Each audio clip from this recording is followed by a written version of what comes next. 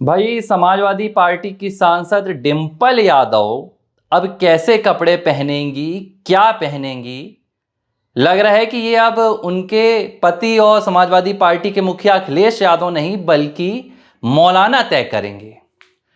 अब देश के और उत्तर प्रदेश के मौलाना ये बताएंगे कि डिंपल यादव को क्या पहनना चाहिए, डिंपल यादव को क्या नहीं पहनना चाहिए, उन्हें कैसे सजना चाहिए, कैसे संवरना चाहिए। और मैं इसलिए नहीं कह रहा हूं कि ये आपत्तिजनक बयान जो आया है ये एक मौलाना का आया है। मैं इसलिए कह रहा हूं कि एक मौलाना ने एक भारतीय महिला को, एक हिंदू महिला को उसके पहनावे को लेकर, उसकी संस्कृति को लेकर आपत्तिजनक और भद्दा बयान दे दिया। इसके बावजूद समाजवादी पार्टी के मुखिया अखिलेश यादव चुप्पी साध कर बैठे हैं। अखिलेश यादव खामोश बैठे हैं। अरे आप भूल जाइए एक मिनट के लिए कि आपकी पत्नी है। डिंपल यादव इस देश की सांसद भी हैं, इस देश की बेटी भी हैं। कम से कम इस देश की एक सांसद के साथ जो अभद्रता हुई है, जो उनके साथ बदसलूकी हुई है, उस पर तो अखिलेश यादव को भूलना चाहिए। दो शब्द तो बोल देते अखिलेश यादव। लेकिन लगता है कि तुष्टीकरण की राजनीति में और सत्ता के सुख भोगने की चाह ने अखिलेश यादव को आज धृतराष्ट्र बनाकर रख दिया है। धृतराष्ट्र की जो आज मैं संज्ञा दे रहा हूं अखिलेश यादव के लिए, वो एकदम फिट बैठती है, क्योंकि आज से 5000 साल पहले भी यही हो रहा था। और शर्म आनी चाहिए, मैं सीधे बोलूंगा अखिलेश यादव को, जो आकर सार्वजनिक मंचों पर कहते हैं कि मैं यदुवंशी हूं, भगवान श्री कृष्ण का वंशज हूं। नहीं है आप।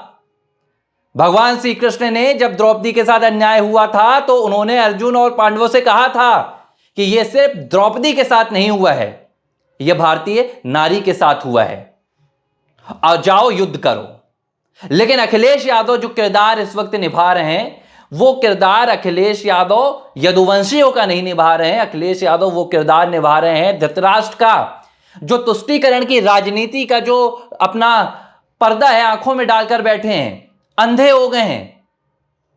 हुआ क्या है मैं आपको यह पूरा बताता हूं, वाकया क्या है। और शर्म इसलिए आनी चाहिए अखिलेश यादव को कि आज उनकी पत्नी के लिए, आज समाजवादी पार्टी की एक सांसद के लिए संसद परिसर से लेकर देश भर में भारतीय जनता पार्टी उनके सम्मान के लिए प्रदर्शन कर रही है।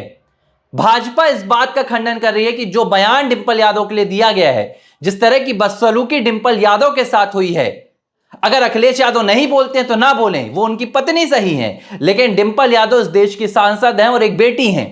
आज उनके सम्मान में भाजपा जाकर भाजपा की तमाम महिला सांसद, भाजपा के पुरुष सांसद संसद परिसर में प्रदर्शन कर रहे हैं। लेकिन अखिलेश यादव और खुद डिंपल यादव, मुझे बड़ा ऐतराज हो रहा है ये कहते हुए कि अखिलेश यादव के कहने पर डिंपल यादव भी इस मसले पर इस तरह शर्मनाक बयान दे रही हैं, जो मुझे लगता है कि आने वाले भविष्य में देश की महिलाओं के लिए एक बहुत बड़ा खतरा बनकर रह जाएगा। आज अगर ये मौलाना और मौलवी डिंपल यादव के सिर पर चढ़कर समाजवादी पार्टी की गोदी में बैठकर इस तरह के बयान दे सकते हैं, तो मुझे लग रहा है अगर इन्हें आज नहीं रोका गया तो कल ये किसी भी हिंदू नारी को, हिंदू महिला को इसी तरह के आपत्तिजनक बयानों से पुकारेंगे। और फिर बड़ी मुझे ना आपत्ति नहीं हो रही है, क्योंकि आप देखिए कि अयोध्या में जब नाबालिग के साथ दुष्कर्म की घटना निकलकर सामने आती है तो वहां पर समाजवादी पार्टी का आपको वहां पर कार्यकर्ता और नेता मिल जाता है। जब कन्नौज से दुष्कर्म की घटना निकलकर आती है तो आपको समाजवादी पार्टी का नेता मिल जाता है। और फिर गलत नहीं कहते मुझे लगता है कि योगी आदित्यनाथ, कि जहां पर भी नारी के साथ अत्याचार होता है वहां समाजवादी पार्टी का कोई ना कोई नजर आ जाता है। तो फिर अखिलेश यादव को बुरा लगता है। 24 जुलाई की यह घटना है, नई दिल्ली के बगल में एक मस्जिद है, संसद मार्ग मस्जिद जिसे कहा जाता है। अखिलेश यादव और रामपुर के जो सांसद हैं समाजवादी पार्टी के, मोबुल्ला नदवी नाम है उनका, वो इसके साथ जो आपकी कैराना की सांसद हैं इकरा हसन, अखिलेश यादव की पत्नी डिंपल यादव और अखिलेश यादव एक पार्टी की बैठक करने पहुंचे थे। बैठक की तस्वीरें भी बाहर आई। एक बवाल तो उस पर भी मचा कि आप मस्जिद पर बैठक कर रहे थे। मुसलमानों ने और जो मुस्लिम कुछ धर्म गुरु हैं उन्होंने इस पर भी आपत्ति जताई। उसी वक्त जब ये आपत्ति जताई जा रही थी तो दो मौलाओं ने डिंपल यादव पर इतना शर्मनाक बयान दे दिया कि मुझे लगता है उसके बाद तो समाजवादी पार्टी के एक एक कार्यकर्ताओं को इसका खंडन करना चाहिए था और सीधे चढ़कर बोलना चाहिए था कि यह मौलानाओं की क्या औकात है जो एक भारतीय महिला पर ऐसा बयान दे दें। यह आक्रोश मेरा आज इसलिए नहीं है, यह आक्रोश इसलिए है कि इस तरह की जो बदसलूकी हुई है यह सिर्फ डिंपल यादव के साथ नहीं हुई है। इस तरह की बदसलूकी हर एक हिंदू महिला और लड़कियों के साथ होती है। आज अगर बलरामपुर का छंगुर बाबा 3000 से ज्यादा महिलाओं का धर्म परिवर्तन करने में कामयाब हुआ है तो उसके पीछे ऐसे ही नेताओं की खामोशी थी जो आज अखिलेश यादव और डिंपल यादव की है। मौलाना साजिद रशीदी एक टीवी डिबेट में बयान देते हुए कहते हैं कि डिंपल यादव वहां पर नंगी बैठी हुई थी। इस तरह की बयानबाजी, एक देश में 33 सीटें जीतकर आने वाली समाजवादी पार्टी जो उत्तर प्रदेश में इस वक्त इतना बड़ा दमखम रख रही है लोकसभा में, जिसके मुखिया हैं अखिलेश यादव, डिंपल यादव उनकी बहू है जो इस देश के रक्षा मंत्री हुआ करते थे मुलायम सिंह यादव, उनकी बहू और अखिलेश यादव की पत्नी के लिए एक मौलाना इस तरह का बयान देता है। लेकिन शर्म की बात यह नहीं है कि इस तरह का बयान आता है, इससे भी ज्यादा शर्म की बात है कि इस बयान के बाद अखिलेश यादव चुप्पी साध कर बैठे हैं, अपने घर के भीतर घुस गए कि मैं बयान नहीं दे पाऊंगा भाई, मैं खंडन नहीं कर सकता हूं। अगर वो मेरी पत्नी को जो कहना चाहे कह ले, डिंपल यादव को जो कहना चाहे कह ले, लेकिन इन्हीं 20% वोट बैंक की बदौलत मेरी राजनीति चल रही है। मैं अपनी सत्ता के साथ समझौता नहीं करूंगा, मैं धृतराष्ट्र बन जाऊंगा, मैं दुर्योधन बन जाऊंगा। आज ये अखिलेश यादव कर रहे हैं। संसद परिसर के बाहर भाजपा और एनडीए के सांसद प्रदर्शन कर रहे हैं। लेकिन डिंपल यादव से जब पूछा गया तो डिंपल यादव क्या जवाब देती हैं, आप सुनिए। डिंपल यादव से कहा गया कि एनडीए के जो सांसद आपके लिए प्रदर्शन कर रहे हैं, मौलाना साजिद रशीदी के खिलाफ एफआईआर दर्ज हो गई है, तो डिंपल यादव कहती है कि ये तो अच्छी बात है, लेकिन भाजपा के शायद ये लोग अगर मणिपुर की महिलाओं के लिए प्रदर्शन किए होते तो वो ज्यादा अच्छा होता। मतलब तुष्टीकरण में इतना खो गए हैं, सत्ता के लालच में इतना खो गए हैं कि अपनी इज्जत तार तार करवा रहे हैं।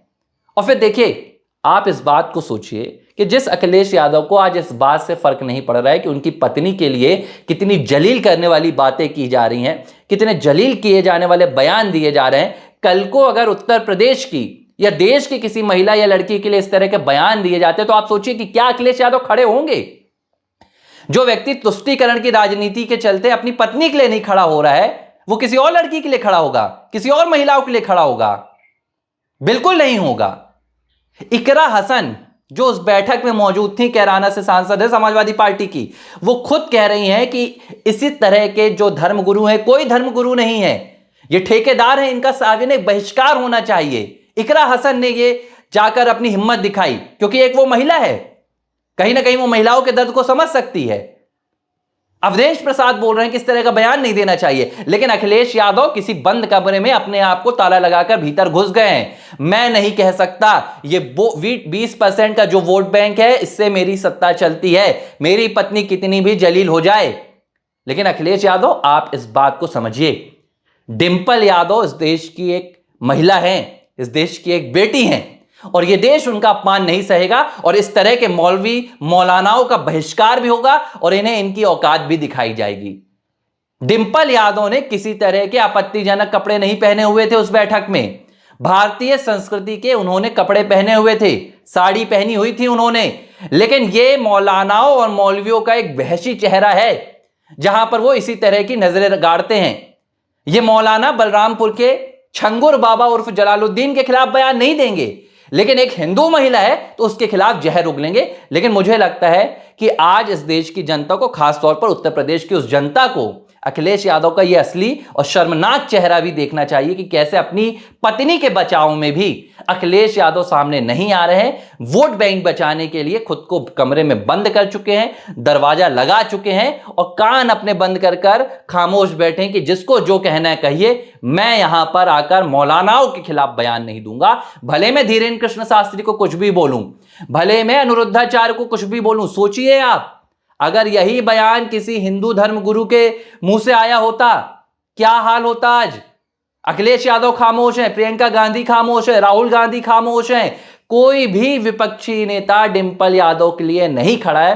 और मुझे लगता है कि यह देश के लोगों को समझना चाहिए कि इन राजनेताओं के लिए और इन विपक्षी पार्टियों के लिए सिर्फ तुष्टीकरण की राजनीति मायने रखती है, ना तो महिलाओं का सम्मान मायने रखता है, ना ही इन्हें अपने घर की महिलाओं की इज्जत से कोई फर्क पड़ता है।